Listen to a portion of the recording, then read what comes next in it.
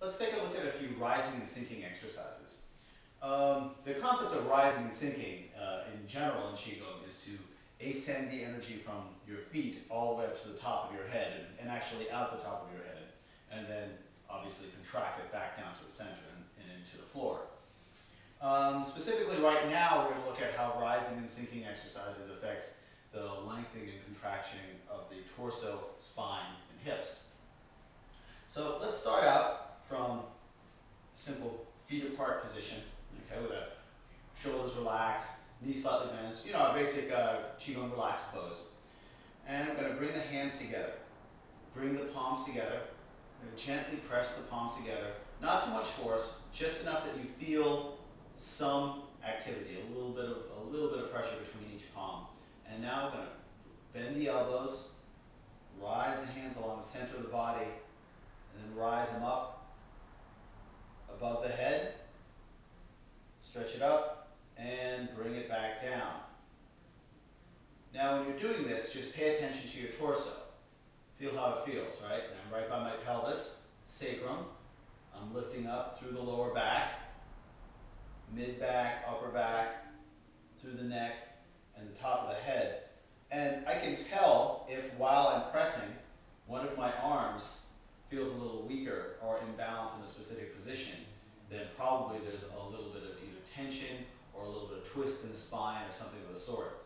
So see here, I'm just rising up and extending, lifting the torso, lifting up the chest, gentle pressure, then back down.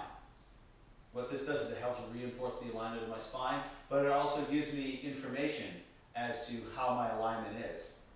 All right, raising up one more time and then sinking down. Now from here, I'm going to let go of that.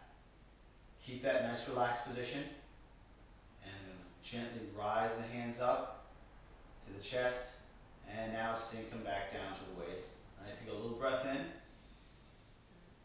Gentle rise up. Exhale, gentle sink. Again, gentle rise up. I'm doing that one more time, so each time I do this, it gently expands and contracts the spine and the torso. And I'm going to cup the hands like I'm holding onto a barrel. Breath in, all the way up to the chest, breath in, lift the chest and open the hands and sink down. All right, so it's the same idea as before, but a little more gentle than the pressing position. Right, as you're rising up, I'm going through the sacrum, the low back, the mid back, now opening up the chest and the ribs. And now sinking it down. All right, so that breath in rises everything up, stretches out the spine, the ribs, and exhale. Okay, now I'm going to take that a step further, put one palm on top of the other. Now that bottom palm is going to reach up. And as it lifts up, it's going to push all the way up to the sky, and that other hand is going to push down.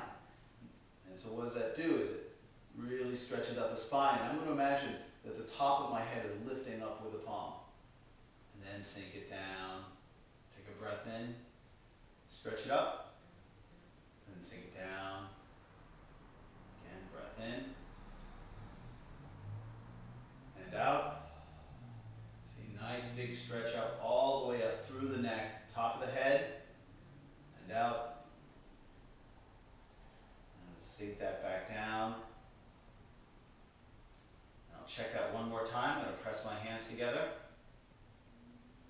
Lift the arms all the way up. Feels a little smoother. And then down.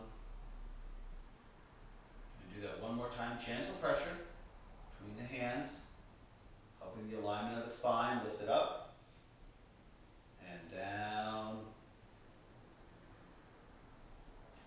Relax the hands. Let's take a big breath in and out. And there's a little exercise for you.